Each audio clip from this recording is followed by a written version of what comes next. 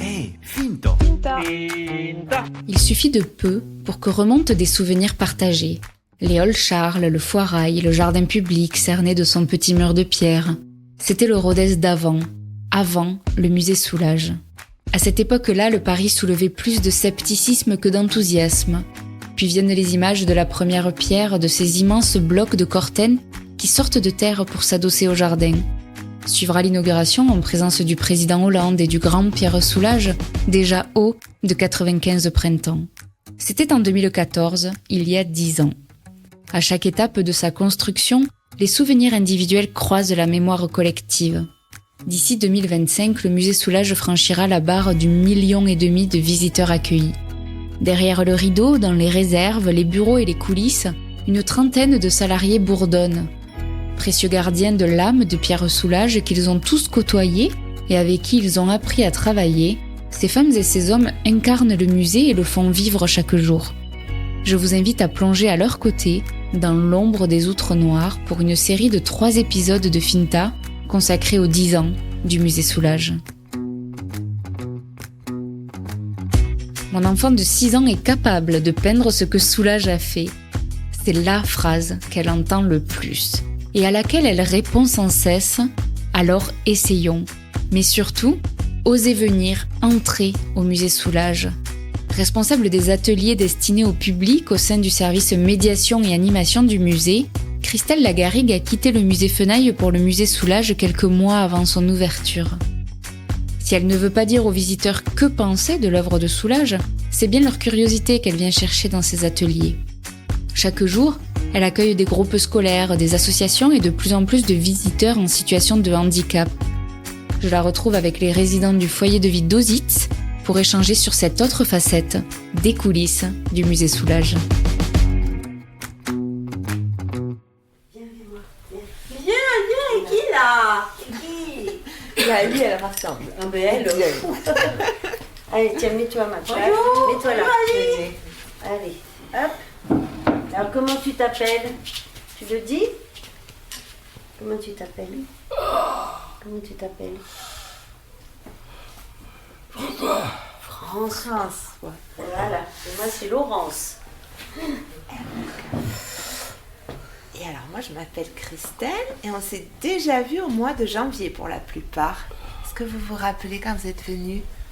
On avait découvert des œuvres de l'artiste Pierre Soulages et vous aviez fait un atelier aussi. L'atelier, on avait fait de la linogravure. Lali, vous vous rappelez? Non. Non? Je vais vous montrer, puisque je les ai gardés à sécher. Et puis, je vais voir. T'as dit? Tu sais. C'est vous qui l'aviez fait. Vous étiez venu graver dans de la gomme. Ensuite, on avait ancré de faire des impressions. Waouh! C'est toi qui l'as fait. Alors, si vous voulez bien, on va retourner dans les salles face aux œuvres de Pierre Soulages. Mais aujourd'hui, on va regarder les peintures. C'est-à-dire quand il vient travailler avec la peinture, les larges pinceaux. Non. Ça va être chouette. Et après, on reviendra ici à l'atelier. Et là, c'est vous qui allez créer sur ce grand papier qui est posé au sol. D'accord? Donc, ça veut dire qu'on va travailler le support posé au sol aujourd'hui. Et nous, on restera debout, autour. D'accord? Ça veut dire aussi aujourd'hui, contrairement à la dernière fois, on va faire un travail collectif. Donc, on va tous venir peindre sur le même support. Donc, il va falloir accepter qu'une autre personne vienne peindre sur ce qu'on avait fait avant. Mais nous aussi, on aura le droit d'aller peindre sur toute la surface. Ça vous dit, Sandrine? Oui. Ouais. D'abord, on va voir les peintures de Pierre Soulages. C'est parti? Il y a beaucoup plus de bazar. Il y a de tout partout. Il y a différents papiers, différents pinceaux, plein de peintures. C'est important d'avoir ce stock parce que les ateliers, comme on le disait, évoluent. Mais c'est aussi devenu un lieu plus convivial, je trouve. Au début, ça restait quand même assez froid. De par les murs en acier, de par ce vide. C'est quand même un grand espace qu'il a fallu envahir. Et maintenant c'est peut-être un peu trop. Il y a vraiment de tout partout. Au fond de l'atelier, il y a les productions qui attendent que les personnes viennent les récupérer. Le sol est tout taché. Il y a des outils dans tous les états au niveau de l'évier est bouché. Enfin voilà, il y a toutes ces petites choses qu'il n'y avait pas au début, mais qui permet, je pense, d'après le retour des participants, à être rapidement à l'aise dans ce lieu. Voilà, c'est un lieu où on s'installe facilement. Donc moi, c'est Christelle Agaric. Je suis arrivée au musée Soulages il y a 10 ans, au mois de mars 2014. Donc moi, je suis animatrice. J'ai été embauchée avant l'ouverture pour mettre en place l'atelier. Toujours pas. Oui. Regardez ici. Thibaut, est-ce qu'à votre avis, Claire Soulages, il a voulu peindre des arbres ou un personnage? Une maison. Oui. Ça. Ça, c'est petit. Oui, c'est ça. C'est vrai. Avec les traces, c'est très noir, mais on voit qu'il n'essaye pas de représenter quelque chose. D'accord? Donc, ça veut dire tout à l'heure, quand ce sera à vous de peindre à l'atelier, on n'essayera pas effectivement de faire une maison, un visage. D'accord? On travaillera des traces et des couleurs. Ok? Les couleurs, il y a quoi d'ailleurs comme couleur sur ce tableau? Qu'est-ce qu'il y a que je peux dire? Alors, en tout cas, ce que j'essaye de faire, c'est quand je suis avec des visiteurs en salle, en visite, je regarde sur les œuvres. Parce que c'est un peu le risque de notre métier, c'est de parler des tableaux sans les regarder. Alors des fois, forcément, on se met en mode automatique et c'est vraiment le risque. Donc j'essaye de continuer à les regarder avec eux. Et ce que j'aime, c'est quand c'est interactif, qu'ils me donnent leur ressenti, eux, ce qu'ils voient, et ça m'amène à le voir différemment. Et on peut y passer encore 10 ans. Parce que toi, tu parlais aussi de la sensibilité. Qu'est-ce qui touche chez toi, Soulages? Moi, c'est les eaux fortes, les estampes. C'est ces matières, ces couleurs qui sont venues se mélanger au moment où la presse a écrasé le papier sur la matrice. Et ce papier qui garde toute sa qualité. C'est ma partie chouchou. Est-ce que tu as un souvenir en particulier, peut-être sur une visite, sur un atelier, la curiosité d'un visiteur qui t'a marqué? Ce qui m'a marqué, c'est pas un souvenir en particulier, c'est l'évolution de mon poste. Céline, qui était ma responsable, nous a permis d'ouvrir les publics. Et en parallèle, la première année d'ouverture, donc fin 2014, 2 éducatrices du SAMSA, c'est un groupe, c'est des personnes qui accompagnent d'autres personnes à domicile, sont venues, ont débarqué un beau jour dans l'atelier en me disant qu'est-ce qu'on pourrait faire ensemble. Et au début, moi, j'ai aucune formation dans le social, dans le médical. Je savais pas trop comment on pouvait créer. Et ça s'est fait naturellement. Les premiers groupes, donc des personnes qu'on dit plutôt éloignées des musées en temps normal, sont venus. Donc ça m'a obligée à adapter mon discours, autant face aux œuvres qu'à l'atelier. Et comme je disais, la direction m'a permis de me former aussi sur l'accueil de ces publics. Et maintenant, on en est à un stade où je reçois plus de structures médicales, enfin socio-médicales, que des scolaires. Et c'est là que je m'épanouis vraiment. Donc c'est pas un moment en particulier, mais c'est toute cette évolution. Donc c'est-à-dire que tu interviens avec des publics handicapés, de personnes touchées par différents handicaps. C'est ça, tout à fait. Notamment des foyers de vie, donc avec les résidents qui viennent au musée. Donc là, il faut imaginer, je me le dis souvent quand je les vois arriver à la porte d'entrée, pour moi c'est évident, je suis là, tout va bien. Mais eux, il y a eu tout ce qui s'est passé avant l'arrivée au musée, ils sont sortis de leur structure, ils ont pris le bus, avec des craintes forcément, puisqu'on ne connaît pas, on ne sait pas trop où on va, et de les accueillir, c'est superbe. Puis c'est ça aussi, comme je disais tout à l'heure, moi j'aime quand c'est interactif, et une visite avec des résidents d'un foyer de vie ne va jamais se passer comme on l'avait prévu, ça c'est sûr. À l'atelier, ils n'ont pas de frein, ils arrivent facilement à se laisser aller dans la création. Donc ça amène forcément des résultats qui me surprennent encore. Et c'est ça qui est chouette. Et qu'est-ce qui se joue dans justement la pratique de l'art? Bon, déjà l'éveil artistique peut-être pour certains de voir des œuvres, et puis après la pratique. Qu'est-ce qui se joue dans le quotidien de ces personnes-là? Est-ce que tu as l'impression que tu contribues à... Je pense que oui, le musée est cet outil qui contribue à lâcher prise, à aller mieux. Moi, j'en suis persuadée.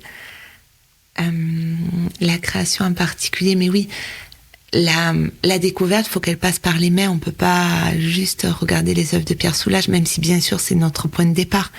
Mais après, il faut expérimenter par soi-même. Et être surpris de ce qu'on fait. Une visite, un atelier, pour toi, il est épanouissant, enrichissant, si les personnes repartent en se disant quoi? Ah, c'est une bonne question. En se disant peut-être, mais moi aussi, je peux attraper un pinceau et travailler la matière. Arrêter de se mettre des freins. Je pense que c'est ça que j'espère qu'ils se disent. Et quelqu'un qui repart en disant « Je le savais, ça reste du noir, et mon petit-fils sait toujours faire pareil ». Est-ce que tu dis que tu as raté ta mission à ce moment-là ou... Oui, mais je lui souhaite quand même une bonne journée. Est-ce qu'on peut être insensible à l'art? Je pense pas. Mais si on s'est persuadé que l'art n'est pas pour nous, effectivement, on peut le rester. Et on aura beau essayer, si la personne ne laisse pas cette ouverture, elle se fera pas. Dans notre salle, on va découvrir de nouvelles peintures de Pierre Soulages. Il a fait une vingtaine d'années après celle-ci, et des formats bien plus grands. On va aller voir. Ouais. Là, Patrice? Ouais. Allez, on y va. On va passer par là.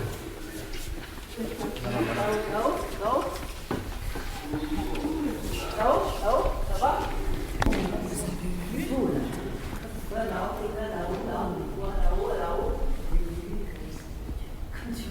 C'est là, c'est là. La rouge, tiens, Jean-Pierre, regarde, Pierre, moi. Pierre, Jean-Pierre, viens la peinture. Viens la toile, viens là.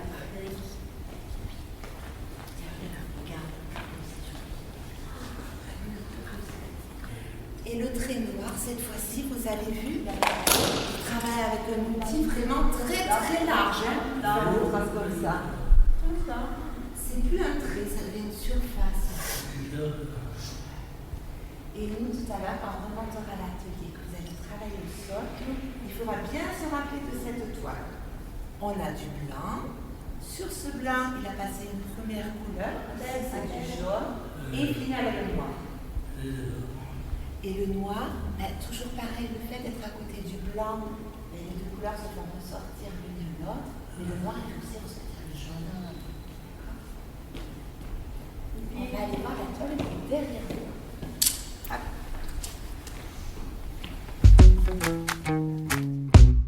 Et typiquement, un atelier autour du travail de Pierre Soulages, ça ressemble à quoi?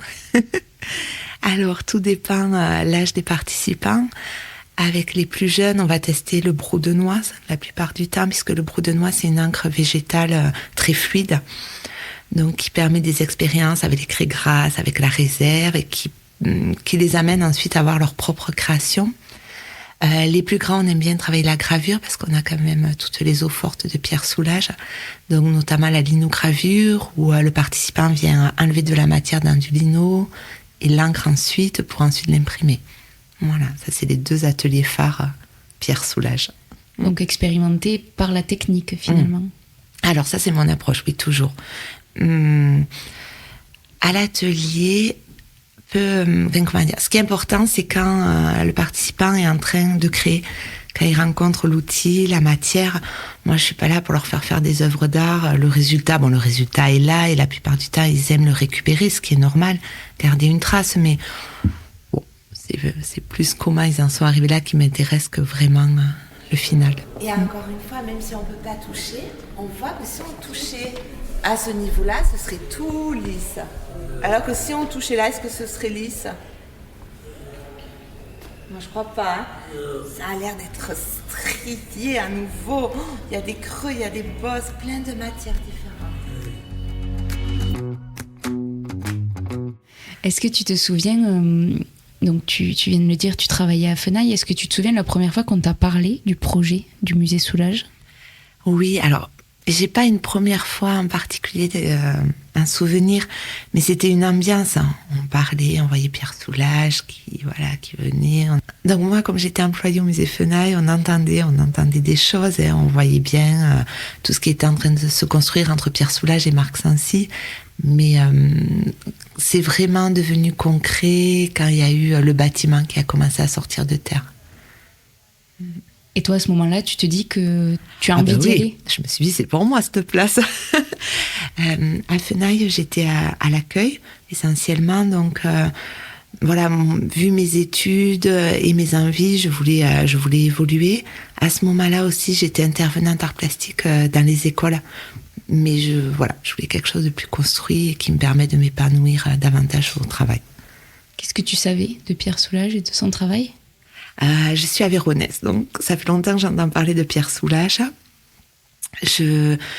En histoire de l'art, bien sûr, j'avais approfondi son travail.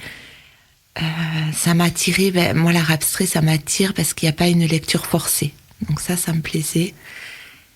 Et après, j'ai beaucoup appris pour le premier entretien d'embauche. Et justement, qu'est-ce qui est différent entre faire de la médiation à Fenaille et au musée Soulages ? Est-ce qu'on l'approche différemment ou est-ce qu'au final le métier reste le même ?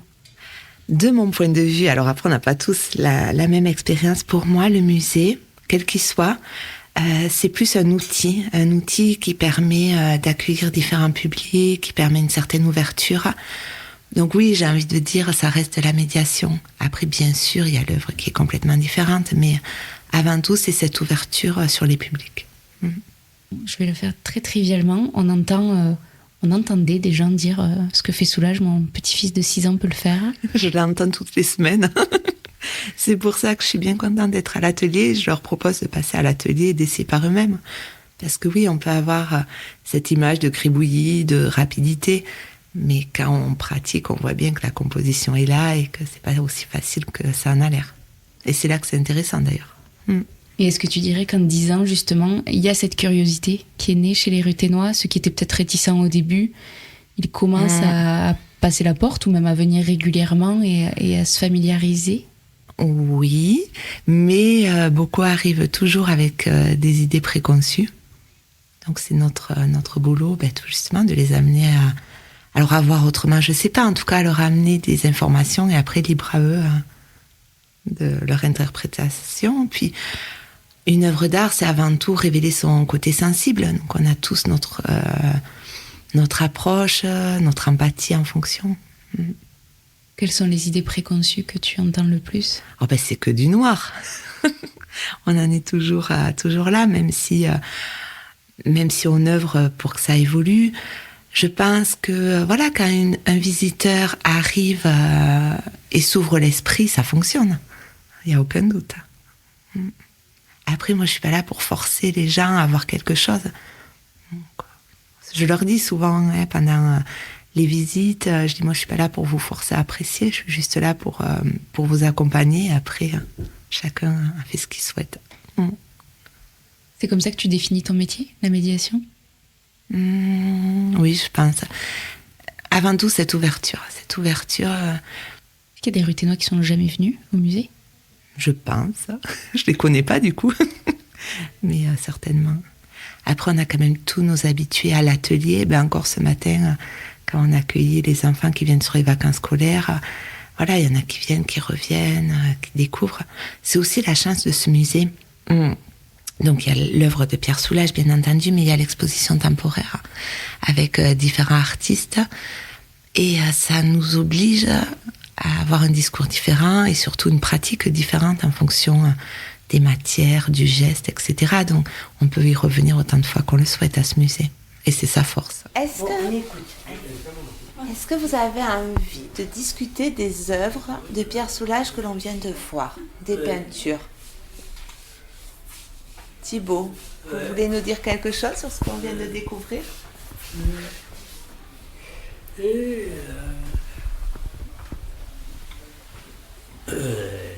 Il gars. Nuit par terre. Exactement. Et du coup, nous, qu'est-ce qu'on va faire à l'atelier? Regardez. Indice. On va peindre. Ça va faire. On va peindre par terre, nous aussi. On va peindre au sol. Est-ce que tu savais depuis 2014 que le musée aurait du succès?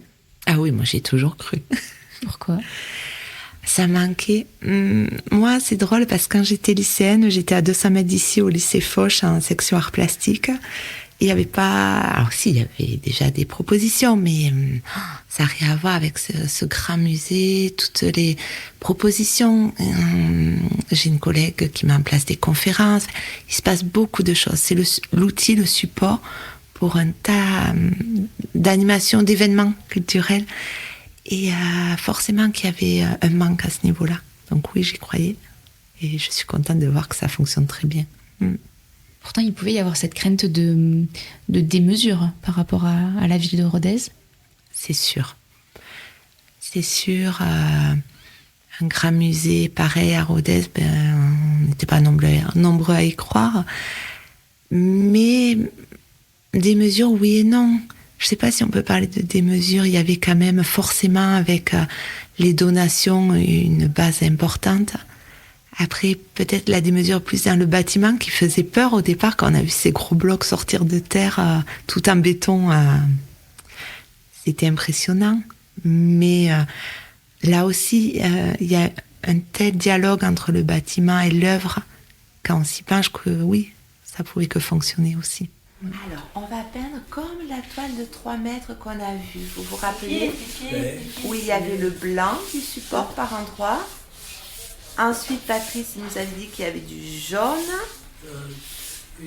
Et il finissait avec de larges traces de quelle couleur déjà? Avec qui? Avec un gros pinceau. Oui, avec un large pinceau. Il finissait en mettant du noir. D'accord. Donc nous, on va travailler pareil, par superposition. Donc nous, le blanc, on l'a déjà. Parce que le papier sur lequel on va peindre, il est blanc. D'accord. Lali, sur ce papier blanc, on va commencer à peindre avec 1 ou 2 couleurs. Et à la fin, on terminera avec de la peinture noire. D'accord? Pour peindre, on va utiliser les outils qui sont là. Oh, super. Ça y est, tu te prends pour faire sous. T'as vu? Les années passées. Regarde.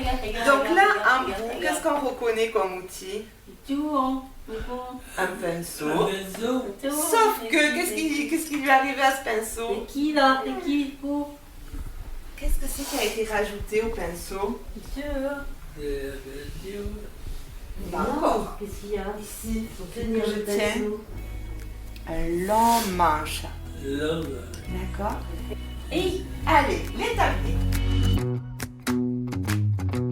Alors, comment tu le regardes aujourd'hui, ce musée? Aujourd'hui, je vois un musée qui grouille. Et c'est ce que j'aime. Quand différents publics sont là, tournent, retournent. C'est ça qui est important. Un musée qui grouille. Et est-ce que tu continues à le regarder, comme tu continues à regarder les œuvres, comme tu fais les visites? J'essaie, oui. C'est aussi ça le challenge de durée, c'est qu'il faut ouvrir les propositions. On est, voilà.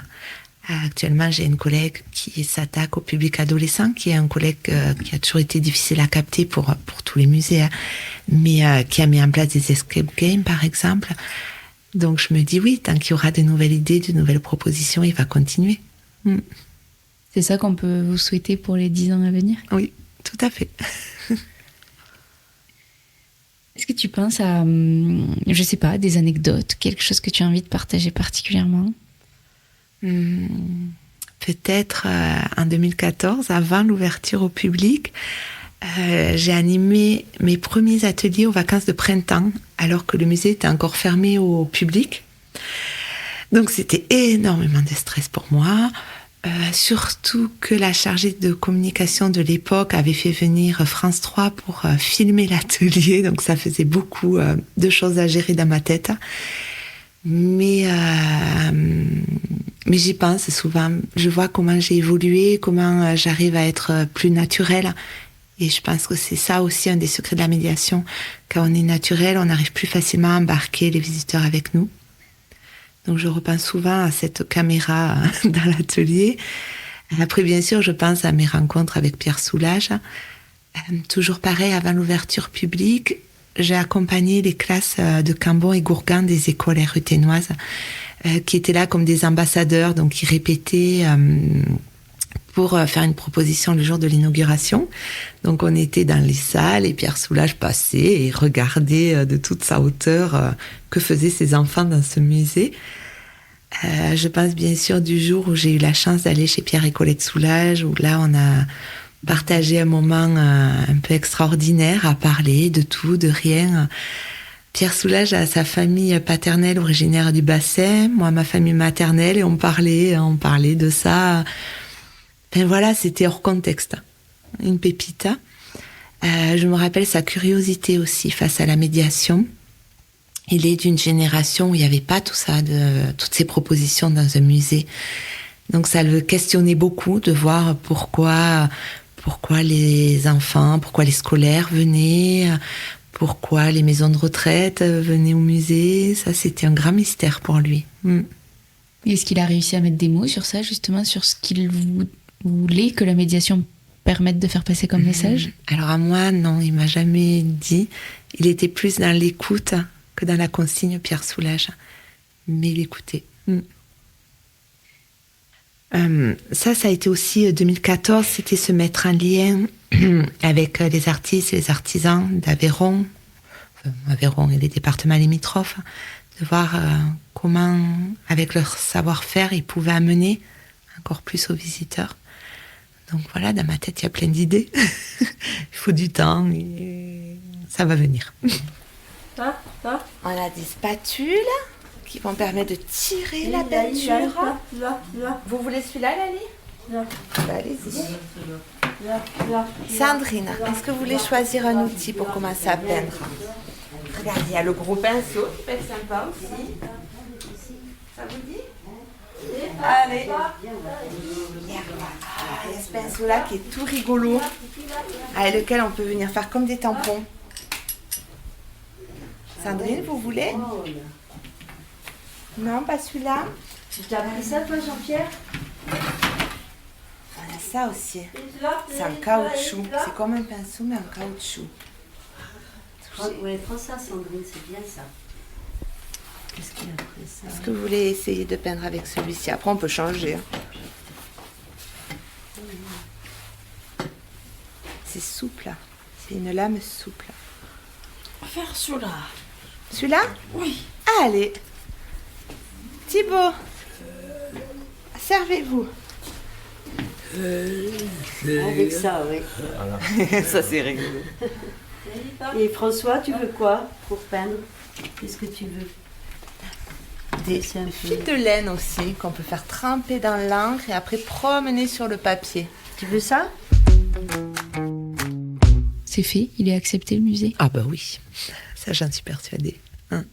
Qu'est-ce qui a permis de le faire accepter? C'est quoi qui a joué? Sûrement la rencontre avec les œuvres. Parce que, toujours pareil, entre les reproductions qu'on voit dans un livre et être face à l'œuvre de Pierre Soulages, le rapport est totalement différent. Et c'est là que le côté personnel, les sensations rentrent. Donc, beaucoup de personnes n'avaient pas vu les œuvres de Pierre Soulages, je pense. Et elles sont venues les découvrir. Donc, leur vision a forcément évolué. Et après, il y a une dimension qui peut-être toi t'intéresse moins, mais qui est indue, c'est le rayonnement économique. Ben oui, mais alors là, effectivement, c'est moins mon... Comment dire? Je sais à quel point c'est important pour le territoire, bien sûr, mais ça me dépasse un peu. Mais est-ce que ça permet pas justement peut-être des personnes qui étaient réticentes au début, qui connaissaient pas l'œuvre de Soulages, mais qui, en voyant cette effervescence, ont fini par pousser la porte du musée un jour? Est-ce que ça peut pas fait rentrer des gens dans la danse, en fait? Si. Mais ça, c'est aussi le point fort des premiers dimanches du mois gratuits. C'est ça, les personnes qui sont en balade dans le jardin public vont se dire « Oh, peut-être c'est gratuit, on va en profiter pour aller voir ce qui se passe dans ce musée. » Donc oui, forcément. D'ailleurs, je propose des ateliers aussi pour tous ces dimanches-là. Donc, il y a les habitués, il y a les personnes qui étaient en balade et qui sont rentrées, qui ont vu une porte, une deuxième porte et qui se retrouvent là et qui testent. Oui, ça c'est sûr. Ça permet cette ouverture. Est-ce qu'il y a quelque chose qui a changé au moment de la mort de Pierre Soulages pour toi et ton rapport à ton travail? Je sais pas, non. Peut-être les habitués. Je pense à des personnes en situation de handicap, par exemple, qui ça leur a fait un choc. Je pense au foyer de Marvejols, les résidents viennent régulièrement. Ils ont été peinés, mais comme un membre de leur famille. Pour eux, Pierre Soulages fait partie de leur vie à travers ses œuvres, toujours pareil. Et là, j'ai eu des messages. C'était émouvant. Après, il est toujours là. Enfin, l'œuvre le dépasse, donc forcément, ils peuvent continuer à le rencontrer. Mais oui, j'ai quand même été surprise de tous ces messages. C'est vrai. Et est-ce que tu te sens une responsabilité particulière que... Oh non, moi je suis de passage. L'œuvre, elle restera. Mais justement, pour être un relais de transmission, tu l'as connue, tu as fait partie du début de cette aventure et aujourd'hui, elle s'écrit, elle lui survit. Oui. Mais non, je vois pas, moi en tout cas, avoir une grande place dans tout ça. Alors, la vie, ça y est. Allez-y, là, si vous êtes prêts. Allez, Jean-Pierre, toi, tu peux mettre du rouge, par exemple. Là, On va travailler essayer dessus. Tu trempes ton rouge. Oui, oh, c'est beau. Génial. Vas-y. Moi, mon vœu pour les 10 à venir, c'est que plus personne se dise qu'il n'a pas rentré dans ce musée, que c'est pas fait pour lui. Que tout le monde ose venir et après on en fait ce qu'on souhaite de tout ça. Merci beaucoup, Christelle. Mais merci à vous. C'est la fin de ce deuxième épisode de la trilogie de Finta consacrée aux 10 ans du musée Soulages de Rodez, en coulisses avec celles et ceux qui incarnent cet antre de l'outre noir. Il vous a plu? Je suis toujours curieuse de lire vos retours. On peut se retrouver sur fintapodcast.fr ou sur Facebook et Instagram pour en discuter. Si vous avez manqué le premier épisode, aux petits soins des œuvres avec Amandine Meunier, responsable des collections du musée Soulages, il est encore temps d'y jeter une oreille. Et nous, on se retrouve très vite pour le dernier épisode de la série avec Benoît Decron, directeur et conservateur du musée Soulages. N'échappez pas, restez dans les parages. Si vous appréciez Finta, parlez-en autour de vous. Partagez les épisodes, c'est le meilleur soutien que vous puissiez apporter à ce travail indépendant. Finta est disponible gratuitement sur toutes les plateformes de podcast. Vous pouvez l'écouter sur Deezer, sur Spotify, sur Apple Podcast ou sur Google Podcast. Retrouvez-le aussi, ainsi que toutes les ressources bibliographiques, sur fintapodcast.fr. Et pour suivre Finta au quotidien, c'est sur Facebook et Instagram que ça se passe. Alors à très bientôt.